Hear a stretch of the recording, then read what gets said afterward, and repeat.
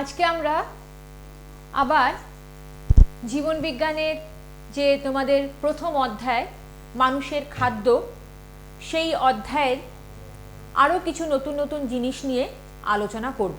ঠিক আছে? এর আগের দিন যখন আমরা এই চ্যাপ্টারটা প্রথম শুরু করেছিলাম তখন আমরা কি কি জেনেছিলাম? খাদ্য কাকে বলে, খাদ্যের কেন প্রয়োজন, খাদ্য কয় প্রকার, অর্থাৎ খাদ্য কয় প্রকার বলতে খাদ্যের উপাদান কয় প্রকার, তাই তো? তাই সেখানে আমরা খাদ্যের উপাদান জেনেছিলাম 8 প্রকার। খাদ্যকে আমরা দুটো ভাগে ভাগ করেছিলাম, একটা হচ্ছে দেহ পরিপোষক খাদ্য, দেহ সংরক্ষক খাদ্য। দেহ পরিপোষক খাদ্যের মধ্যে আমরা জেনেছিলাম শর্করা, প্রোটিন আর লিপিড। আর দেহ সংরক্ষক খাদ্যের মধ্যে আমরা জেনেছিলাম জল, খনিজ লবণ, ভিটামিন, খাদ্যতন্তু, উদ্ভিজ্জ রাসায়নিক। এই টোটাল 8 রকমের খাদ্য উপাদান নিয়ে একটা ওভারঅল আলোচনা কিন্তু আমরা গত সপ্তাহে সেরে ফেলেছি। তাহলে আজকে আমাদের কাজ কি? আজকে আমাদের কাজ হচ্ছে এই যে 8টা খাদ্য উপাদান, এই প্রত্যেকটা খাদ্য উপাদান নিয়ে আমাদের কিন্তু আলাদা আলাদাভাবে বিস্তারিত আলোচনা এখনো বাকি রয়ে গেছে। তাহলে এখন আজকে আমরা সেরকমই একটা খাদ্য উপাদান, যেমন ধরো শর্করা বা কার্বোহাইড্রেট, সেটা নিয়ে আজকে একটু বিস্তারিত আলোচনা করব। তাহলে আমি অলরেডি দেখো বোর্ডের মধ্যে এখানে লিখে দিয়েছি শর্করা। আজকে আমাদের আলোচনার প্রধান বিষয়বস্তু হচ্ছে শর্করা, মানুষের খাদ্যের যে উপাদান শর্করা বা কার্বোহাইড্রেট, সেটা নিয়ে কিন্তু আজকে আমাদের প্রধান আলোচনা। ঠিক আছে? এইবার আমরা দোকানে গিয়ে বা বাজারে গিয়ে তো সরাসরি বলতে পারবো না যে আমাদের 1 কেজি শর্করা দাও, আমার শরীরে শর্করার প্রয়োজন। তাহলে শর্করাটা আমরা পাবো কোথা থেকে? শর্করা কিন্তু আমরা বিভিন্ন খাদ্য উৎস থেকেই পেয়ে যাব। এরকম বেশ কিছু উদ্ভিজ্জ এবং বেশ কিছু প্রাণীজ খাদ্য উৎস আছে যেখান থেকে আমরা প্রচুর পরিমাণে শর্করা বা কার্বোহাইড্রেট পাবো। ঠিক আছে?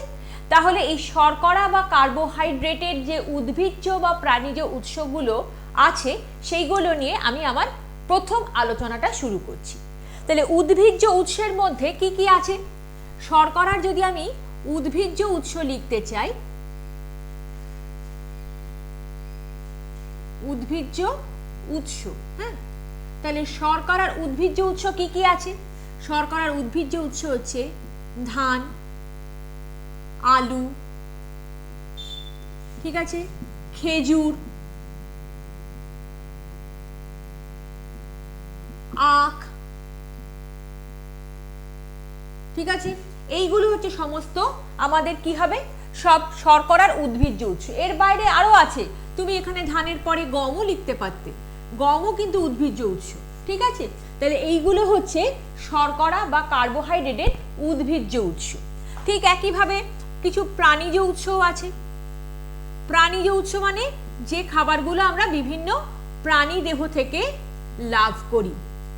প্রাণীজ উৎসের মধ্যে প্রথমে আমরা কি বলতে পারি?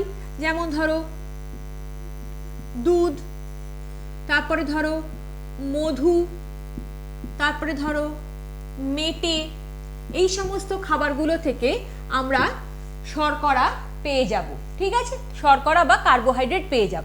তাহলে শর্করার কিছু উদ্ভিজ্জ উৎস আমি পেলাম, ধান, আলু, খেজুর, আখ, গম ইত্যাদি। ঠিক একইভাবে কিছু প্রাণীজ উৎস পেলাম, যেমন দুধ, মধু, মেটে, এগুলো। নর্মালি তোমাদেরকে একটা জাস্ট সূত্র ধরিয়ে দিচ্ছি তোমাদের মনে রাখার জন্য, যে খাবারগুলো সাধারণত মিষ্টি হয় অথবা যে খাবারগুলো সাধারণত মাটির তলায় হয়, সেই খাবারগুলোতে বেশি পরিমাণে শর্করা বা কার্বোহাইড্রেট থাকে। বোঝা গেল? তাহলে শর্করা বা কার্বোহাইড্রেট হচ্ছে সাধারণত মিষ্টি খাবার। শর্করা কথাটার অর্থই হচ্ছে মিষ্টি। ঠিক আছে? যার জন্য আমরা চিনিকে শর্করা বলে থাকি। আমরা যে চিনি খাই সেই চিনির একটা ভালো বাংলা অর্থ হচ্ছে শর্করা। তা সেই শর্করা মানে হচ্ছে সেই খাবারগুলো সাধারণত মিষ্টি হয় এবং যেগুলো সাধারণত মাটির তলায় হয়, এছাড়াও মাটির ওপরেও হয়, যেমন ধান, গম, এগুলো তো আর মাটির তলায় হয় না, এগুলো মাটির ওপরেই হয়, কিন্তু সেগুলো তো প্রচুর পরিমাণে শর্করা আমরা পেয়ে যাব। ঠিক আছে? তাহলে এই হলো শর্করার উৎস। উদ্ভিজ্জ উৎসের মধ্যে ধান, আলু, খেজুর, আখ, গম ইত্যাদি। আর প্রাণীজ উৎসের মধ্যে আছে দুধ, মধু, মেটে। ঠিক আছে? এইবার চলে আসছি এই যে শর্করা, সেই শর্করাটা কি ধরনের খাবার? এটা আমি আগের দিনের আলোচনার রেস্টে নেই বলছি। আগের দিন আমরা জেনেছিলাম খাদ্যকে আমরা দুটো ভাগে ভাগ করেছিলাম, দেহ পরিপোষক খাদ্য আর দেহ সংরক্ষক খাদ্য।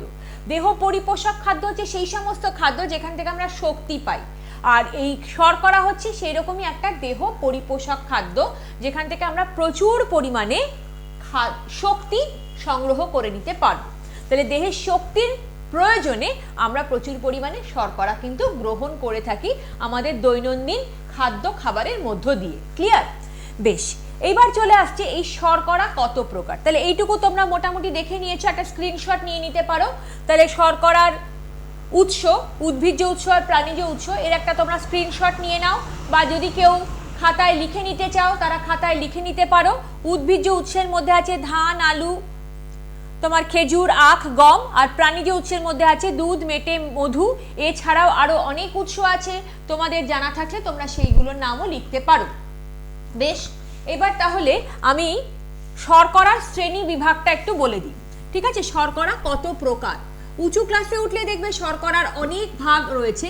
আপাতত তোমরা যেহেতু ক্লাস 7, সেই কারণে তোমরা আপাতত যে দুটো মূল ভাগ, যেটা শর্করাকে আমরা ভাগ করি যেটা দুটো মূল ভাগে, সেই দুটো মূল ভাগ নিয়েই শুধু জানো। এরপরে যখন তোমরা ক্লাস 9-এ পুষ্টি চ্যাপ্টার পড়বে, সেখানে দেখবে এই শর্করাকেও কতগুলো ভাগে ভাগ করা যায়। আপাতত তোমরা যেহেতু ছোট, তখন সেই জন্য তোমরা আপাতত যে দুটো মূল ভাগ শর্করার, সেই শর্করার মূল ভাগ দুটোকে নিয়েই আমরা আজকে আলোচনা করব। ঠিক আছে, তাহলে শর্করার দুটো প্রধান ভাগ, একটার নাম হচ্ছে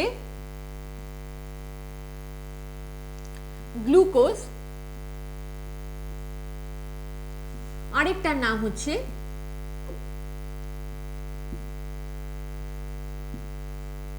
শ্বেতসার, বা এটাকে আরেকটা নামেও ডাকা হয়, দ্যাট ইজ স্টার্চ। ঠিক আছে, তাহলে এই দু প্রকারের শর্করা হয়। কি বললাম? একটা হচ্ছে গ্লুকোজ, আরেকটা হচ্ছে তোমার শ্বেতসার বা স্টার্চ। গ্লুকোজ আরেকটা হচ্ছে শ্বেতসার বা স্টার্চ। ক্লিয়ার? তাহলে এই দু রকমের শর্করা আমরা দেখতে পাচ্ছি। এবার দেখো, এই যে গ্লুকোজ যেটা আমরা বললাম, এই গ্লুকোজ কাকে বলে?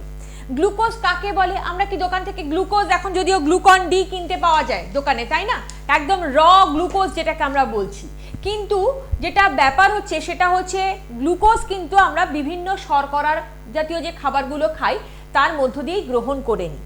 যেমন ধরো তুমি কিছু শর্করা জাতীয় খাবার খেলে, যেমন ধরো ধান, মানে ধান হিসাবে তো আমরা খাবার খাবো না, আমরা সেটাকে ভাত হিসাবে খাবো। ভাত বা কোনো রুটি বা আলু যখন আমরা খাই, সেগুলো হজম হবার পর খুব সূক্ষ্ম সূক্ষ্ম ছোট ছোট ছোট ছোট খাদ্য কণায় পরিণত হয়ে যায়। ঠিক আছে, এবার এই যে খাদ্য কণাগুলো, এই খাদ্য কণাগুলো তখন কি হয়, রক্তের মাধ্যমে বাহিত হয়ে আমাদের প্রত্যেকটা কোষে কোষে পৌঁছে যায়। এই যে গ্লুকোজ মানে শর্করা জাতীয় খাবার ভেঙে গিয়ে যে ছোট ছোট ছোট ছোট খাদ্য কণায় পরিণত হচ্ছে, এই ছোট ছোট খাদ্য কণাগুলোকেই বলা হচ্ছে গ্লুকোজ। তাহলে বোঝা গেল, তাহলে শর্করা জাতীয় খাদ্য হজম হবার পর, মানে আমাদের যে খাদ্য নালী, সেই খাদ্য নালীর মধ্যে পাকস্থলী, ক্ষুদ্রান্ত, এই সমস্ত জায়গায় গিয়ে সেই শর্করা জাতীয় খাবারটা প্রথমে হজম হয়, পরিপাক হয়। পরিপাক কথার ভালো অর্থ হচ্ছে হজম। ঠিক আছে, তাহলে এই হজম হওয়ার পরে এই শর্করা জাতীয় যে খাবারগুলো, সেগুলো খুব সূক্ষ্ম সূক্ষ্ম সূক্ষ্ম সূক্ষ্ম ছোট ছোট কণায় পরিণত হয়। কারণ এত ছোট কণায় না পরিণত হলে সেগুলো কোষের মধ্যে ঢুকতে পারবে না। আমরা যে ভাতের দানাটা দেখি, সেটা তোমাদের হয়তো আপাত দৃষ্টিতে মনে হবে এটা তো ছোটই, কিন্তু আমাদের দেহে যে কোষগুলো আছে সেগুলো তো খালি চোখে দেখাই যায় না, এতটাই ছোট। এবার সেই কোষের মধ্যে যদি তোমাকে গ্লুকোজকে ঢুকতে হয়, মানে শর্করাকে ঢুকতে হয়, তাহলে তাকে আরো ছোট কণায় পরিণত হতে হবে। সেই কারণে আমরা যে শর্করা জাতীয় খাবারগুলো খাচ্ছি, সেই খাবারগুলো আমাদের পরিপাক তন্ত্রে কি হচ্ছে, সেগুলো হজম হবার পর অতি সূক্ষ্ম সূক্ষ্ম সরল ছোট্ট খাদ্য উপাদান বা শর্করা ভেঙে গিয়ে ছোট্ট ছোট্ট খাদ্য কণায় পরিণত হয়ে যায়। এই সূক্ষ্ম সূক্ষ্ম খাদ্য কণাগুলোকে আমরা বলছি, কি বললাম, গ্লুকোজ, যেগুলো রক্ত যেগুলোকে বহন করে নিয়ে প্রত্যেকটা কোষে কোষে পৌঁছে দিচ্ছে। ঠিক আছে, তাহলে কি বললাম, শর্করা বা কার্বোহাইড্রেট জাতীয় খাবার হজম হবার পর ছোট ছোট খাদ্য কণায় পরিণত হয়, সেগুলোকেই আমরা বলে থাকি গ্লুকোজ। তাহলে গ্লুকোজ বলতে আমরা কাকে বলছি, আরেকবার লিখি, শর্করা জাতীয় খাবার,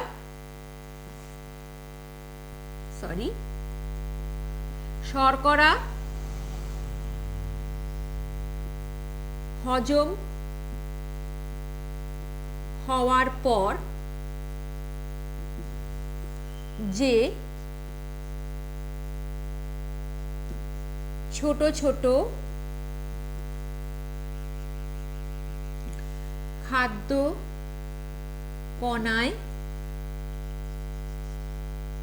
পরিণত হয়, ঠিক আছে, যা রক্তের মাধ্যমে বাহিত হয়ে কোষে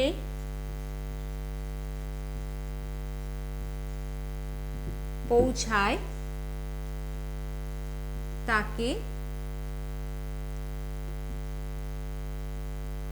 গ্লুকোজ বলে। বোঝা গেল? তাহলে কি বললাম? তাহলে গ্লুকোজ কাকে বলে? গ্লুকোজ হচ্ছে শর্করা জাতীয় খাদ্য হজম হবার পর, আমি এটা একটু পরিষ্কার করে লিখে দিই তাতে তোমার লেখাগুলো পরিষ্কার বোঝা যাবে। তাহলে আমরা এখানে দেখলাম যে শর্করাকে আমরা দুটো ভাগে ভাগ করেছি। প্রথম ভাগটার নাম হচ্ছে গ্লুকোজ, ঠিক আছে, আর দ্বিতীয় ভাগটার নাম হচ্ছে শ্বেতসার বা স্টার্চ। দ্বিতীয় ভাগটার নাম বললাম শ্বেতসার বা স্টার্চ। আগে আমরা গ্লুকোজ নিয়ে আলোচনা করব, তারপরে আমরা শ্বেতসার বা স্টার্চ নিয়ে জানাবো। তাহলে গ্লুকোজ কাকে বলছে? গ্লুকোজ হচ্ছে শর্করা জাতীয় খাবার হজম হওয়ার পর যে ছোট ছোট খাদ্য কণায় পরিণত হয়, যা রক্তের মাধ্যমে বাহিত হয়ে কোষে পৌঁছায়, তাকে আমরা বলছি গ্লুকোজ। ঠিক আছে, বোঝা গেল? কোনো অসুবিধা নেই। গ্লুকোজ কাকে বলে তোমাদের ক্লিয়ার আইডিয়া হয়েছে। এরপরে যেটা আমরা জানবো, শ্বেতসার বা স্টার্চ কাকে বলে।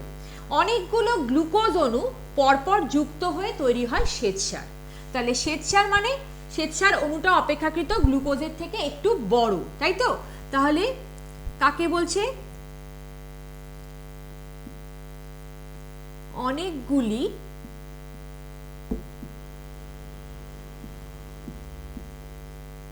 গ্লুকোজ অণু,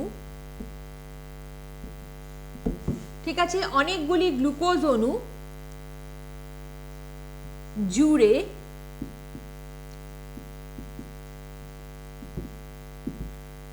তৈরি হয় শ্বেতসার বা স্টার্চ। ঠিক আছে, তাহলে আমরা কাকে গ্লুকোজ বলে আর কাকে শ্বেতসার বলে সেটা কিন্তু অলরেডি জেনে ফেললাম, তাই তো? তাহলে কি বললাম? তাহলে আবার বলছি, শর্করাকে আমরা দুটো ভাগে ভাগ করছি, একটা হচ্ছে গ্লুকোজ আর একটা হচ্ছে শ্বেতসার বা স্টার্চ। গ্লুকোজ কাকে বলছে? গ্লুকোজ হচ্ছে শর্করা হজম হবার পর যে ছোট ছোট খাদ্য কণায় পরিণত হয় তাদেরকে আমরা বলছি গ্লুকোজ। শর্করা হজম হওয়ার পর যে ছোট ছোট খাদ্য কণায় পরিণত হয় সেটাকেই আমরা বলছি তোমার গ্লুকোজ, এবং সেই খাদ্য কণাগুলো রক্তের মাধ্যমে বাহিত হয়ে কোষে পৌঁছে যাচ্ছে। ঠিক আছে, এবং কোষে কেন পৌঁছাচ্ছে সেটা নিয়ে আমি পরে আলোচনা করছি। আর শ্বেতসার বা স্টার্চ ব্যাপারটা কি? এই যে গ্লুকোজ অণুগুলো আছে, এই গ্লুকোজ অণুগুলো পরপর জুড়ে তৈরি হয় শ্বেতসার বা স্টার্চ। ক্লিয়ার? তাহলে আমরা এখানে কি বললাম? শর্করাকে দুটো ভাগে ভাগ করছি, একটা গ্লুকোজ, একটা হচ্ছে শ্বেতসার বা স্টার্চ। এবার আমি যেটা নিয়ে আলোচনা করবো, তাহলে তোমরা এটা একটা ফট করে স্ক্রিনশট নিয়ে নাও, অথবা যদি কেউ লিখতে চাও লিখে নিতে পারো, কোনো অসুবিধা নেই। তাড়াতাড়ি করে চট করে একটা স্ক্রিনশট নিয়ে নাও। আপাতত স্ক্রিনশট নিলে তোমরা পরে সেটা সময় মতন লিখে নিতে পারবে তোমাদের জীবন বিজ্ঞান খাতায়। তাহলে কি বললাম? শর্করা দুভাগে ভাগ করছে, গ্লুকোজ আর একটা হচ্ছে শ্বেতসার বা স্টার্চ। গ্লুকোজ হচ্ছে শর্করা হজম হওয়ার পর যে ছোট ছোট খাদ্য কণায় পরিণত হয়, যা রক্তের মাধ্যমে বাহিত হয়ে কোষে পৌঁছায়, তাকে গ্লুকোজ বলে। আর শ্বেতসার অনেকগুলো গ্লুকোজ অণু পরস্পর জুড়ে তৈরি হয় শ্বেতসার বা স্টার্চ। ক্লিয়ার? সবাই স্ক্রিনশট নিয়ে নিয়েছো? একটা পরিষ্কার করে বোর্ডে স্ক্রিনশট নিয়ে নাও। এবার আমি পরবর্তী আলোচনায় চলে যাব, যে এই যে গ্লুকোজ বললাম যা রক্তের মাধ্যমে বাহিত হয়ে কোষে পৌঁছায়, কেন কোষে পৌঁছায়, কোষে পৌঁছানোর প্রয়োজনীয়তাটা কি? ঠিক আছে, তাহলে এইটুকু আমি কিন্তু এবার মুছে দিচ্ছি। আচ্ছা, কেন কোষে পৌঁছায়? তার আগে আমি আগেই বলেছি যে আমরা শর্করা কেন খাই? শক্তি পাওয়ার জন্য, কারণ শর্করা হচ্ছে একটা দেহ পরিপোষক খাদ্য। এই জাতীয় খাবার খেলে আমরা দেহে শক্তি পাবো, তাই তো? তাহলে শক্তি গ্রহণ করার জন্যই কিন্তু আমরা মূলত খাদ্য খাই, এবং মূলত শর্করা জাতীয় খাদ্যটা এই কারণেই খাই যাতে আমরা শক্তি পাই। এবার এই গ্লুকোজ জাতীয় খাবার থেকে কিভাবে শক্তি উৎপন্ন হয় সেটা আমি জানবো। আমি একটু আগে বললাম প্রথমে শর্করাটা হজম হওয়ার পর কি হচ্ছে, গ্লুকোজে পরিণত হচ্ছে। তারপরে সেই গ্লুকোজ রক্তের মাধ্যমে বাহিত হয়ে কোথায় পৌঁছাচ্ছে? কোষে পৌঁছাচ্ছে। এবার সেই কোষে গ্লুকোজের সাথে আরো একজন গিয়ে পৌঁছায়, তার নাম হচ্ছে অক্সিজেন। এবার সেই অক্সিজেন যখন কোষে গিয়ে পৌঁছাচ্ছে, সে সেই গ্লুকোজের অণুগুলোকে আবার ভেঙে দিচ্ছে, ভেঙে দিয়ে সেখান থেকে তৈরি করছে শক্তি। আমি আগে তোমাদেরকে একটা ছোট রেখাচিত্র দিয়ে বোঝানোর চেষ্টা করি, ঠিক আছে? আমরা প্রথমে শর্করা জাতীয় খাবারটা খাচ্ছি। প্রথমে শর্করা জাতীয় খাবার আমরা বাইরে থেকে গ্রহণ করলাম। সেই শর্করা জাতীয় খাবারটা হজম হচ্ছে, হজম হলো। হজম হওয়ার পর সেটা কিসে পরিণত হয়? হজম হওয়ার পর সেটা গ্লুকোজ অণুতে পরিণত হলো। হজম হওয়ার পর সেটা গ্লুকোজ অণুতে পরিণত হলো, ঠিক আছে? এবার এই গ্লুকোজ অণুকে কে বহন করে নিয়ে যাচ্ছে? রক্ত গ্লুকোজ অণুকে বহন করে নিয়ে যাচ্ছে। রক্ত গ্লুকোজ অণুকে বহন করে কোথায় নিয়ে যাচ্ছে? বিভিন্ন দেহের যে কোষগুলো আছে সেই কোষে নিয়ে যাচ্ছে। তাহলে প্রথমে আমরা শর্করা জাতীয় খাদ্য বাইরে থেকে গ্রহণ করলাম। গ্রহণ করার পরে সেই খাদ্যটা হজম হওয়ার পর কিসে পরিণত হলো? গ্লুকোজ অণুতে পরিণত হলো। গ্লুকোজ অণু রক্তের মাধ্যমে বাহিত হয়ে কোথায় পৌঁছালো? কোষে পৌঁছালো। এবার যখন কোষে রক্ত গ্লুকোজ অণুকে নিয়ে যাচ্ছে, রক্ত গ্লুকোজ অণুর সাথে আরো একজনকে নিয়ে যাচ্ছে, তার নাম কি? তার নাম হচ্ছে অক্সিজেন। গ্লুকোজ অণু এই রক্তে গ্লুকোজ অণুর সাথে আরো একজনকে নিয়ে চলে যাচ্ছে, সেটা হচ্ছে অক্সিজেন, ঠিক আছে? তাহলে রক্ত দুজনকে বহন করছে, একটা হচ্ছে গ্লুকোজ অণু আর একটা হচ্ছে অক্সিজেন। এই দুজনকে বহন করে কোথায় নিয়ে যাচ্ছে? কোষে। যখন কোষে গিয়ে এই গ্লুকোজ অণুগুলো পৌঁছালো, তাহলে এটা কি? এটা ধরো একটা কোষ, একটা সজীব কোষ, ঠিক আছে? এই কোষের মধ্যে গ্লুকোজ অণু রয়েছে। এবার এই গ্লুকোজ অণু অক্সিজেন কি করছে? গ্লুকোজ অণুগুলোকে আরো ভেঙে দিচ্ছে, ঠিক আছে? ভেঙে দেওয়ার পর সেখান থেকে কি তৈরি হচ্ছে? যে গ্লুকোজ অণুগুলো ভেঙে গেল, ভেঙে যাওয়ার পরে সেখান থেকে তৈরি হচ্ছে কি? শক্তি। এইভাবে শর্করা জাতীয় খাদ্য থেকে কি তৈরি হচ্ছে? তোমার শক্তি তৈরি হচ্ছে। ক্লিয়ার? তাহলে প্রথমে শর্করা জাতীয় খাবারটা আমি খাচ্ছি, সেটা হজম হওয়ার পর গ্লুকোজ অণুতে পরিণত হচ্ছে। গ্লুকোজ অণু এবং অক্সিজেনকে বহন করে রক্ত নিয়ে যাচ্ছে কোথায়? প্রত্যেকটা সজীব কোষে, এবং সেই সজীব কোষে এই অক্সিজেনের সাহায্যে গ্লুকোজ অণুগুলো আরো ভেঙে যাচ্ছে। ভেঙে যাওয়ার ফল সেখান থেকে তৈরি হচ্ছে শক্তি। বোঝা গেল? তাহলে আমি যেটা তোমাকে রেখাচিত্রের সাহায্যে দেখালাম, এবার আমি কি করব? তোমাদেরকে একটু পয়েন্ট করে পরপর লিখে দিচ্ছি, ঠিক আছে? তাহলে এইটুকু মুছে দিলাম, এবার আমি পরপর পয়েন্টগুলো লিখছি। তাহলে 1 নম্বর পয়েন্টে কি বললাম? 1 নম্বর পয়েন্ট, শর্করা জাতীয় খাদ্য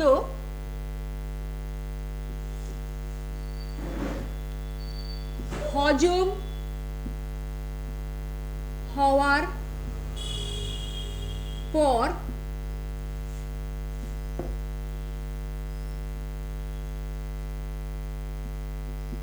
গ্লুকোজ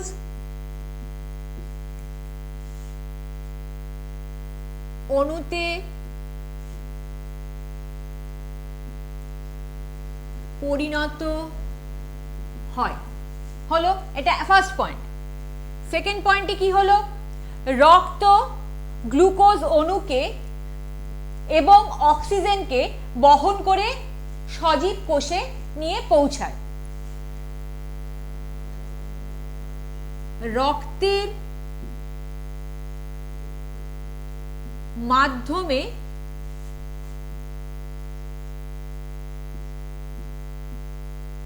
গ্লুকোজ অণু এবং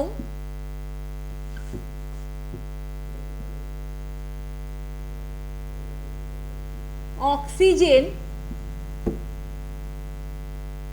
প্রতিটি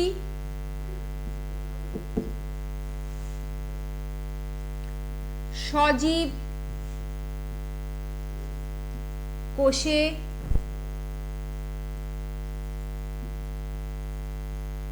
পৌঁছায়।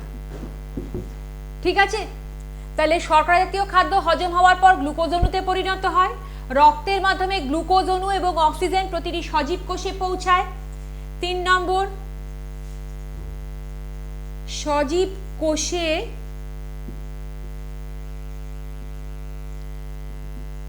ভেতর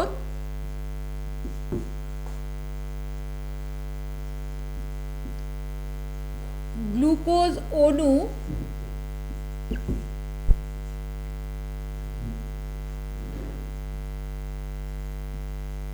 অক্সিজেন দ্বারা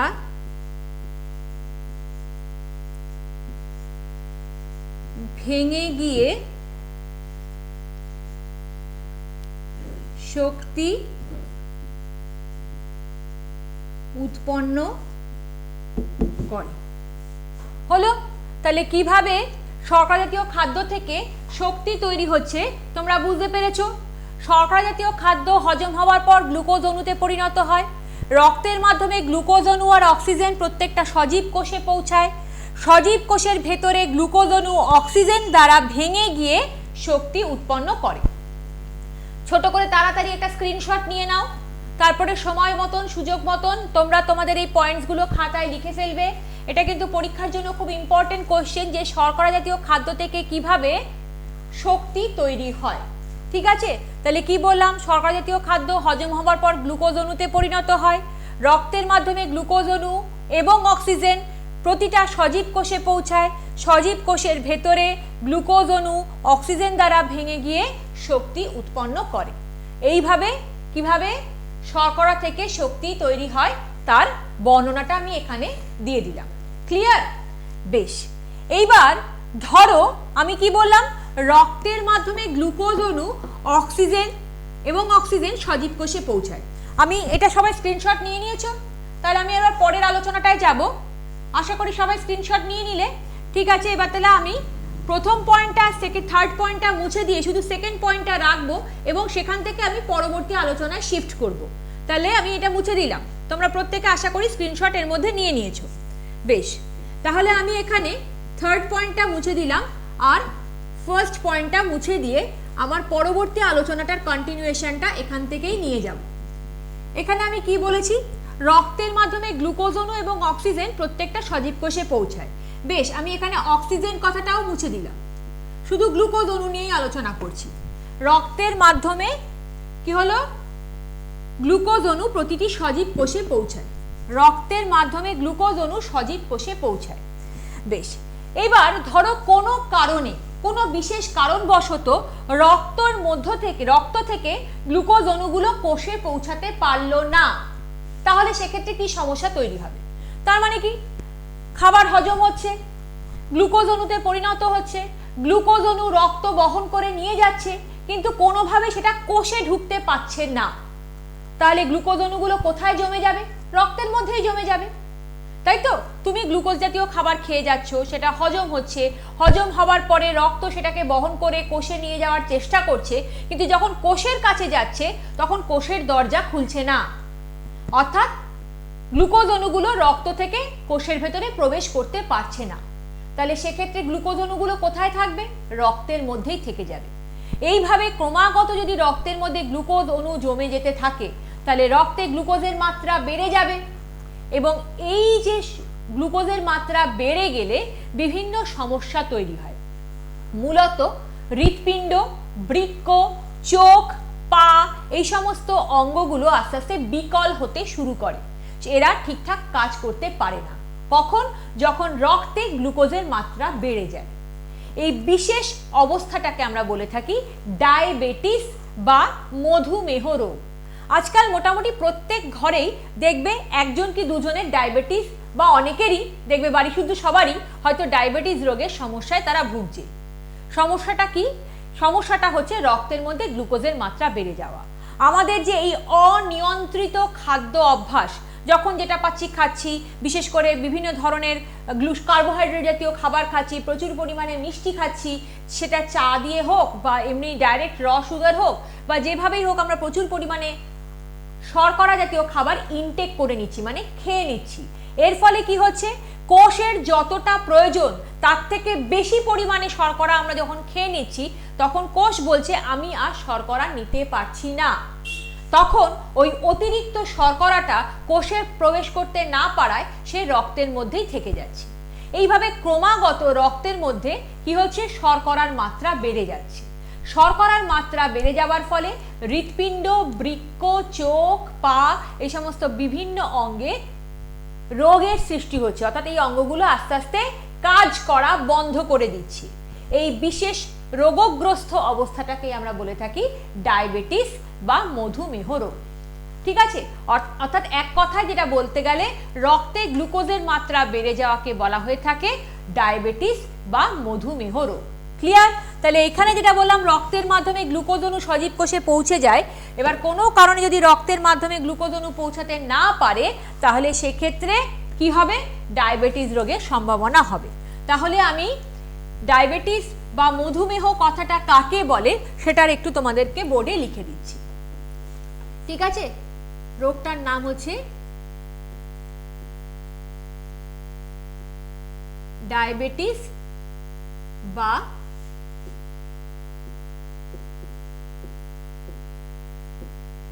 মধুমেহ। ঠিক আছে, তাহলে কি বলছে, ডায়াবেটিস বা মধুমেহ কি? কোনো কারণবশত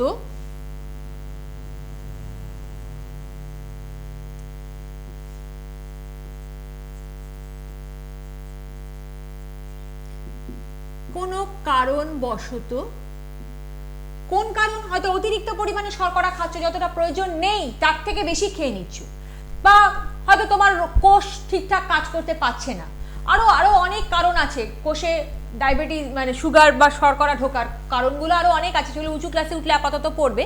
আপাতত এইটুকুই জেনে রাখো, কোনো কারণবশত রক্ত থেকে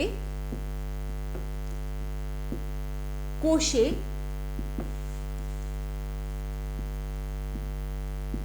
গ্লুকোজ অণু, ঠিক আছে,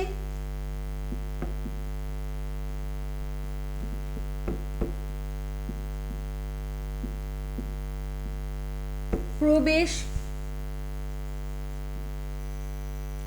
না করলে কি হবে, রক্তে গ্লুকোজের মাত্রা বেড়ে যাবে।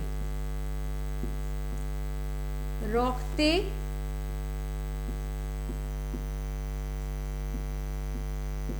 গ্লুকোজের মাত্রা বেড়ে যাবে। ঠিক আছে, এর ফলে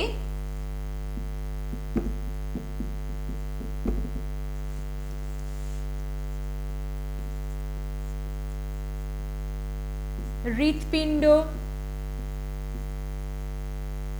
বৃক্ক,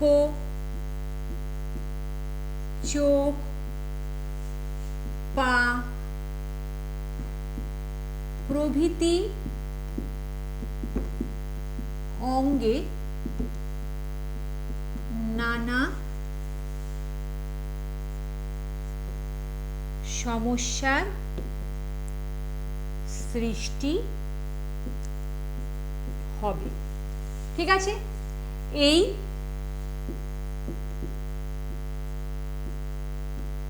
অবস্থাকে কি বলে,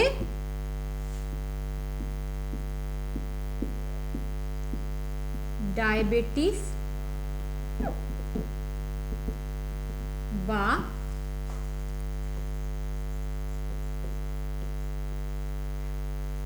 মধুমেহ রোগ বলে। হয়েছে? তাহলে বুঝতে পারলে ডায়াবেটিস বা মধুমেহ রোগ কাকে বলে, পরীক্ষায় কিন্তু প্রশ্নটা আসে, কাকে ডায়াবেটিস বা মধুমেহ রোগ বলে? কোনো কারণবশত রক্ত থেকে কোষে গ্লুকোজ অণু প্রবেশ না করলে রক্তে গ্লুকোজের মাত্রা বেড়ে যাবে। এর ফলে হৃৎপিণ্ড, বৃক্ক, চোখ, পা প্রভৃতি অঙ্গে নানা সমস্যার সৃষ্টি হবে। এই অবস্থাকে ডায়াবেটিস বা মধুমেহ রোগ বলে। ক্লিয়ার? তাহলে এইটুকু তোমাদের সবার মোটামুটি ক্লিয়ার হয়ে গেছে। এটারও একটা স্ক্রিনশট তোমরা নিয়ে নাও, কাকে ডায়াবেটিস বা মধুমেহ বলে। এবং এই রোগের থেকে প্রতিকারের উপায় কি? এই রোগের প্রতিকারের উপায় হচ্ছে যে আমাদের যদি খাদ্যাভ্যাসটাকে আমরা নিয়ন্ত্রিত করতে পারি এবং প্রচুর পরিমাণে যদি আমরা পরিশ্রম করতে পারি, তাহলে কিন্তু ডায়াবেটিস রোগ বা মধুমেহ রোগ আস্তে আস্তে সেরে উঠবে। ঠিক আছে? বা এর প্রতিকার আমরা করতে পারবো। ক্লিয়ার? তাহলে আজকে আমরা যে শর্করা নিয়ে আলোচনা করলাম, এই আলোচনাটা এত দূর থাকবে। আমি আবার একবার প্রথম থেকে ব্যাপারটাকে রিপিট করে দিচ্ছি। তাহলে আমরা প্রথমে জেনেছিলাম শর্করার উৎসগুলো কি কি। উদ্ভিজ্জ উৎসের মধ্যে আমরা ধান, আলু, তাছাড়া আর কি কি পড়েছিলাম? খেজুর, আখ, তুমি মাটির তলায় সেক্ষেত্রে বিট, গাজর, এই সমস্ত সবজিগুলোর নামও বলতে পারো, যেগুলো উদ্ভিজ্জ উৎস হিসাবে আমরা বলতে পারি শর্করার। এবং প্রাণীজ উৎসের মধ্যে আমরা কি কি বলেছিলাম? প্রাণীজ উৎসের মধ্যে দুধ, মেটে এবং মধু, এই সমস্ত খাবারগুলোকে পড়েছিলাম। এই প্রসঙ্গে একটা কথা তোমাদেরকে জানিয়ে রাখি, দুধের মধ্যে যে শর্করা থাকে তার নাম হচ্ছে দুগ্ধ শর্করা বা ল্যাকটোজ। দুধে যে শর্করাটা থাকে তার নাম হচ্ছে দুগ্ধ শর্করা বা ল্যাকটোজ। নিচে লিখে দিই, দুধে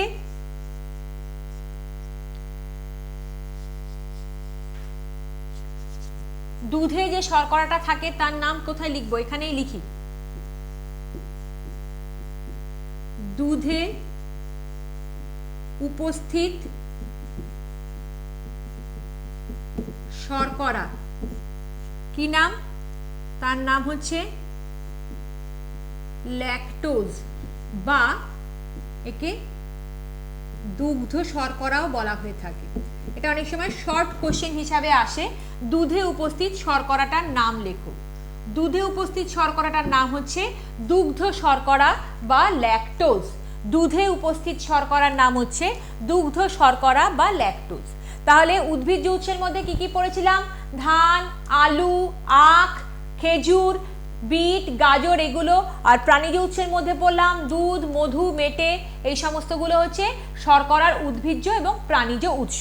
তারপরে আমরা জেনেছিলাম শর্করা কয় প্রকার ও কি কি। শর্করা দুই প্রকার, একটা হচ্ছে গ্লুকোজ আর একটা হচ্ছে শ্বেতসার। গ্লুকোজ কোনটা? শর্করা জাতীয় খাদ্য হজম হওয়ার পর যে ছোট ছোট খাদ্যকণায় পরিণত হয় তাকে আমরা বলছি গ্লুকোজ, যা রক্তের মাধ্যমে বাহিত হয়ে প্রত্যেকটা সজীব কোষে পৌঁছায়। আর অনেকগুলো গ্লুকোজ অণু পরপর যুক্ত হয়ে তৈরি হয় শ্বেতসার বা স্টার্চের অণু। এবার যেটা বলছে যে গ্লুকোজ অণু, এই গ্লুকোজ অণু কিভাবে শক্তি তৈরি করে? খাদ্য হজম হওয়ার পর শর্করাগুলো গ্লুকোজ অণুতে পরিণত হয়। পরে গ্লুকোজ অণু এবং অক্সিজেন দুজনে একসাথে রক্তের মাধ্যমে বাহিত হয়ে প্রত্যেকটা সজীব কোষে পৌঁছায়। সজীব কোষের ভেতরে অক্সিজেন অণু এই গ্লুকোজ অণুগুলোকে ভেঙে ভেঙে সেখান থেকে শক্তি তৈরি করে ফেলে। ক্লিয়ার? আর তারপরেই বললাম যে যদি কোনো কারণে রক্তের থেকে কোষের মধ্যে গ্লুকোজের অণুর অনুপ্রবেশ না হয়, অর্থাৎ কোনো কারণবশত যদি রক্ত থেকে কোষের মধ্যে গ্লুকোজ অণু প্রবেশ করতে না পারে, তখন রক্তে গ্লুকোজের মাত্রা বেড়ে যাবে, যার ফলে হৃৎপিণ্ড, বৃক্ক, চোখ, পা প্রভৃতি অঙ্গগুলো আস্তে আস্তে বিকল হয়ে পড়বে। সেখানে নানা রকম সমস্যা তৈরি হবে। এই অবস্থাকে আমরা বলে থাকি ডায়াবেটিস বা মধুমেহ রোগ। ক্লিয়ার? তাহলে আজকে আমাদের এইটুকুই আলোচনা থাকলো যে আমরা শর্করা নিয়ে মোটামুটি ডিটেলে আলোচনা করলাম। তোমরা ভালো করে ভিডিওটা দেখো। আমি যে গুলো স্ক্রিনশট নিতে বলেছি সেই স্ক্রিনশট নিয়ে সেগুলোকেও খাতায় লিখে রাখো। এবং এই শর্করা থেকে মোটামুটি যা যা প্রশ্ন উত্তর আসে আমি নোটসের আকারে তোমাদেরকে দিয়ে দেব, তোমরা সেখান থেকেও পড়বে। এবং কারোর যদি কোনো জায়গায় বুঝতে অসুবিধা হয় আমাকে অবশ্যই টেক্সট করে জানাবে। ঠিক আছে? তাহলে আজকে এই আলোচনা এখানেই শেষ করলাম। নেক্সট দিন আমরা আবার প্রোটিন নিয়ে আলোচনা করব। তাহলে আজকে আমাদের আলোচনা এখানেই শেষ করলাম।